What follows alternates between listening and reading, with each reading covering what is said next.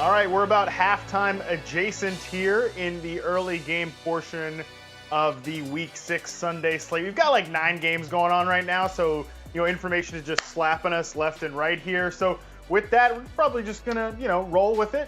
Try to have a good show. Am I right, Liz? But the deal is here.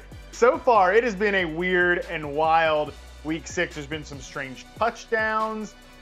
Let us know in the chat room if you've got anyone that has been vultured or you had a random, waiver wire hero that you threw in there that scored a random touchdown. But let's jump right into it, Liz. Who's got you tilted in terms of some of the early game touchdown swings? I know you've got a Vikings player to talk about, and also want to give you a shout out for being correct about not streaming Kirk Cousins. My God, what a horrible performance against this Falcons defense. Yeah, Andy Barron said that this was probably a trap game for Kirk Cousins. I'm going to call that a Kirk trap. We should start that hashtag because I have a feeling we're going to have it a couple of times, but a Kirk trap is going on. My gosh, numerous drive-killing interceptions committed by Kirk Cousins, but also a little bit tilting that Alexander Mattison, probably the #1 most added player off of the waiver wire, started in 87% of Yahoo leagues and added to 32% previously at the top of this week after waivers cleared. Stuffed at the goal line. He had a couple of attempts, didn't happen, and then here's actually what tilted me a little bit more. Kirk Cousins finding Irv Smith, who is emerging as a pass-catching option in this offense. Smith couldn't hang on to the ball, though, and find the end zone. So that's why you have this pretty gross 20-0 effort with the youngry indeed Falcons crushing the Vikings. Yeah, right. I mean, talk about a hashtag Kirk trap. I think you need to go ahead and have that be a hashtag for quite a few years. I wouldn't just say a few weeks. We're going to be stuck with Kirk Cousins for the long term here in terms of starting NFL quarterback. We're going to be dealing. This is the Kirk Cousins deal. Excellent call. Love that. Want to give a shout out to Patrick Charles in the Facebook chat. You're in the chat room. Remember, hit me with your emojis if you really want to catch my attention. It says, why Cam, why? Liz. Yeah. I thought that taking a break, for 2 weeks from coronavirus-related scheduling shakeups was supposed to give you superpowers. That's what I thought I learned with the Titans, but I guess the Patriots couldn't concoct some type of weird backwards narrative about how they were overcoming adversity by breaking all the COVID protocols. Well, they have started slow. Because the Titans it wasn't just 1 or 2 dudes who got it. They all got it, and then they had their own little COVID parties at a local high school. So it's a little bit different than properly perhaps quarantining from your team like you're supposed to. And so there's some rust here for Cam to shake off. But also, what do we know about Bill Belichick? We know that adjustments and fluidity certainly can be implemented quickly by this coach. He can adjust better than most. So we'll see what the second half provides. I'm not completely worried just yet that Cam won't be able to figure it out down the stretch here. Yeah, I think they'll be all right. I think this is probably going to be a low-scoring game. Maybe Denver pulls it out, but hey, we'll see. I'll go right into what's got me tilted in terms of some of these goal line look here, and I'll jump right to the Bengals Colts game. I mean, Joe Mixon, by the way, question. I don't know if he's returned yet in this one, but at one point he was questionable to come back with a toe injury, so keep an eye on that one. Also, though, I mean, the Bengals had 3 tries at the goal line. First time goes to Gio Bernard and that big old mustache he's got now. Joe Burrow bangs in the second one. Finally, third time was the charm for Joe Mixon. They have been flying the ball down there in Indianapolis, even with Darius Leonard not playing. They've still got an active front seven, but you could tell Leonard has been missed. But I will say, watching this game overall, maybe even the more surprising vulture, and I know people in the chat room are freaking out about Jonathan Taylor a little bit too. Trey Burton, former Florida Gators quarterback, obviously a Super Bowl hero, Trey Burton. He did eventually catch a touchdown pass, but they also ran a little option play where he kept it, took it right from, faked it to Jonathan Taylor, said, I'm going to take that right back, and I'm going to score it myself. What a day for Trey Burton. I mean, is he a better quarterback option for the Colts than dusty old Phillip Rivers? There's a lot about Trey Burton that we could discuss. I mean, Jonathan Taylor we should talk about, because I actually had Taylor, despite the fact that he has been less than electric or explosive, and because, as Tank says it, Frank Reich likes to spread the wealth a little bit in this backfield. But there's no the backup, Williams, right? Wilkins is not active this week, so I thought that would at least clear the path to more opportunity for Taylor. This is not working out, especially when Trey Burton vultures it. But also, there's no Mo Alley-Cox in this one, and Trey Burton, having come back from his injury, has 11 targets. Jack Doyle has 3 since Burton returned in Week 4 over Alley-Cox. So this is now the tight end that I suppose you want to roster in Indianapolis, especially when you consider that you got a quarterback who likes to lean on the position. Yeah, Wilkins is active. He has just 1 carry for 1 yard, so if you didn't miss it, I don't blame you on that one. But he was on the injury report all week. Surprisingly, he did end up playing. But yeah, Trey Burton's interesting because, this was a guy that all offseason there was, if you want to talk about just the quietest, littlest drumbeat that you might have missed, they were really hyped about the fact that, they had Trey Burton coming off this dud run in Chicago. They were pretty hyped about him. Frank Reich, obviously some familiarity there from the Philly days. I mentioned that Super Bowl run there. And, Trey Burton had his moments as, the number 2 tight end behind Zach Ertz before Dallas Goedert got there, too. So, there's something there potentially with Trey Burton. Like you mentioned, this is a position that Rivers has had a decent amount of work with before. Obviously, Antonio Gates, then Hunter Henry in the San Diego/LA Chargers run, and Mo Alley-Cox, like you mentioned as well. Shout out another Virginia guy. They were starting to get some things going there. So Trey Burton's definitely somebody, I think people, if you weren't proactive, I should have been proactive. We were talking about this before the show. If I was proactive, I would have picked him up off the waiver wire, didn't do it. But he might be somebody that you want to take a look at this week for sure. One person in the chat room pointed out as well, a couple of football emojis. Jason Wright, I see you. Deandre Swift, Liz, I know that my guy Adrian Peterson, my dusty old running back play Adrian Peterson there, he scored a touchdown early, scored a little goal line touchdown, but Swift also got goal line action in this one too, and ripped off a 50-yard run. Is this a situation that you're keeping your eye on? Because I think there's a version of I was thinking about this on my 6 a.m. dog walk this morning. There's a version of the Lions offense that, if Adrian Peterson had never come there, if Swift had been healthy all offseason, they could be this really fun, young running game with DeAndre Swift, and the passing game maybe more fully unlocked. Is this a situation where you think Swift could eventually maybe start to take that number 1 spot back? I think that would behoove this coaching staff. I think when you draft what was considered the most complete rusher in this year's draft, and you acquire him, and you've had a history of misses at the position, and you also are not a franchise that seems to be ascending within a division where the number 2 spot should be in play, then yeah, you should probably try to incorporate this guy who has that pitter-patter feet and some ability in the passing game, and not the 36-year-old running back who's got a busted appendix. So, it's also worth noting, and I think you did, that it was Swift who set up the positional opportunity for Peterson. I'd like to see him folded in. I want to see the momentum, and I think this is a player that you should just be tracking versus chasing. Yeah, I like that too. I think we just want to see a bit of a sea change in this backfield, because I think just Peterson is a guy that, coaches like Matt Patricia and Darrell Bevell too, they have familiarity with each other.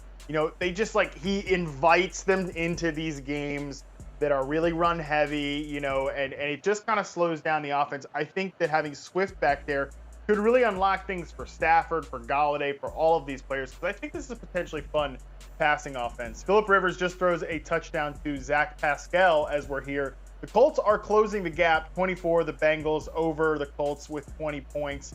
We'll see how that one continues to progress. One situation I have my eye on here was Mark Ingram returned to the team's Week 6 game after suffering an ankle injury. That's good to see. Obviously, for Ingram, not good to see if you're looking for any clarity in that Baltimore Ravens backfield. Right now, the workload split, 8 carries, 24 yards for J.K. Dobbins, 5 carries for 20 yards for Mark Ingram. Lamar Jackson obviously involved there with 18 yards, but it's Gus Edwards, 4 carries, 12 yards, and 1 touchdown.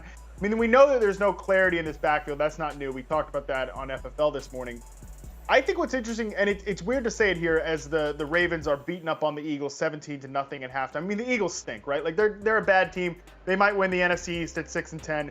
Who cares? Carson Wentz is good for a turnover per game. He's like basically the hyped up, paid version of Daniel Jones at this point. Like a good for one turnover per game. But like the Ravens offense in a weird way is like not clicking. 46% completion rate for Lamar Jackson.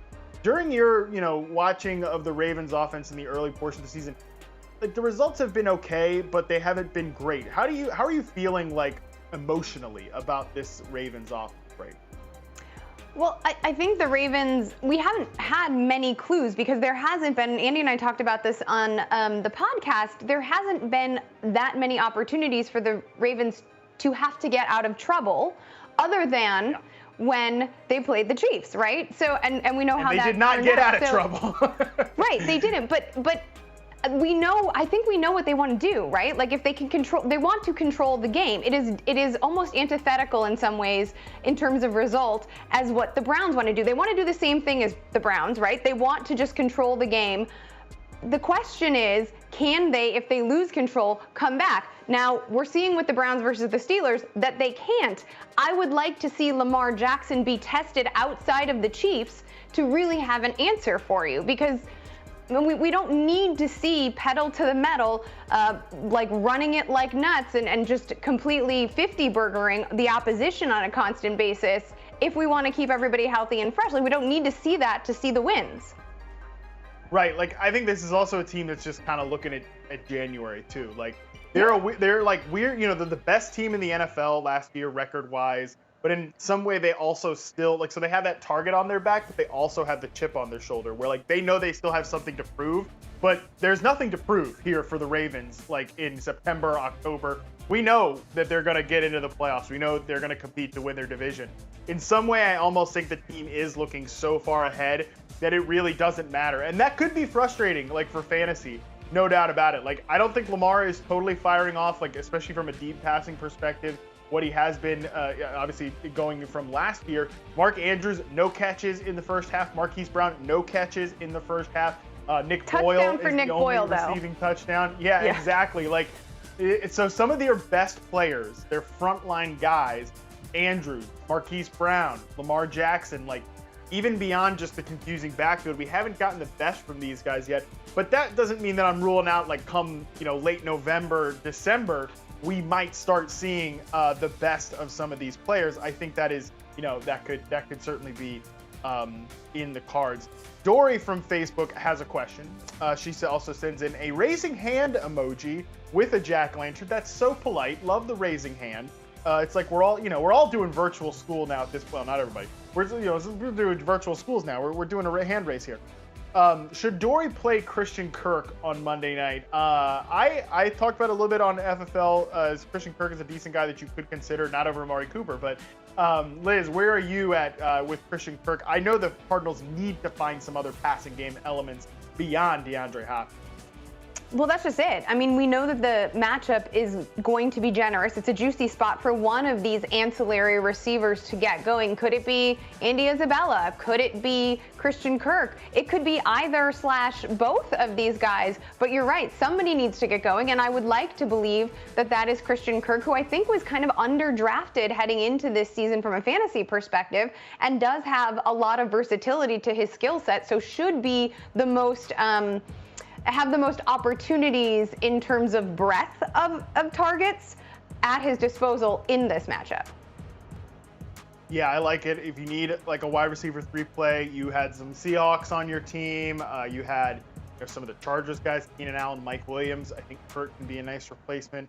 I know going into the second half, I'm going to keep my eye on the Browns and the Steelers game. 24, the Steelers have over the Browns 7. Baker Mayfield, I know you banged up. I get it. You got to show a little more than this. I've loved watching Kevin Stefanski's offense so far this year. I think they integrate gap schemes and run zone schemes very well together. Love the play action, the boot, the motion, everything. The pass protection has been pretty good, but all that stuff starts to go away the moment you have an injured quarterback that's on the fritz against one of the best pass rushers pass rush groups in the NFL in Pittsburgh. So I got my eye on that. Nothing really good coming out of the Browns right now from a fantasy angle, other than Austin Hooper with 50 yards. And it's been James Washington with the lone touchdown for the Steelers receiver core, 2 for 44 for Chase Claypool, and just 2 for 6 yards for Juju Smith-Schuster. The Browns are particularly interesting to me because, as I alluded to earlier, we have talked ad nauseum about the training wheels. That's a phrase that you coined in relation to Baker Mayfield. The training wheels are on him. He is tethered. And this is an opportunity when Baker Mayfield, who has seemed buttoned up and quieted and different than the 2019 version himself, more disciplined, might say, if we're going to speak positively, this is an opportunity for him, despite the injury, despite the O-line that's a little banged up, despite the receivers being less than 100%. This is an opportunity for him to show his capability as more than just a dump-off player. That you cannot, the Browns are continually trying to put out this offense where they want to control the game. Well, when the game runs away from them, you have to rely on your quarterback to save the day. And now is a chance for Baker Mayfield, whose mouth is certainly big enough, to match that with some god darn bravado. And I don't care. Rashad Higgins, great. Like, you're right about Stefanski scheming. You're right about Austin Hooper being found without any coverage near him. So this is an opportunity for Baker Mayfield to put up and also shut up the haters. I love it. And Philip Rivers loves your use of appropriate language there. Very well done, Liz. Closing it on a note, like we talked about with the Colts up top. I know I'm about to go watch my Tennessee Titans here. Not really, but driving towards another scoring drive here. Liz, thanks so much for hanging out with me. Everybody else watching, thanks so much for tuning in. We love dishing it up with you guys on the halftime show. Hashtag Kirk Trap. Let's get that thing trending because you know it's going to happen the rest of the day going forward. 10 years in advance, we're stuck with Kirk Cousins for the long term, whether you like it or not. Hashtag Kirk Trap. I love it, Liz. Well done.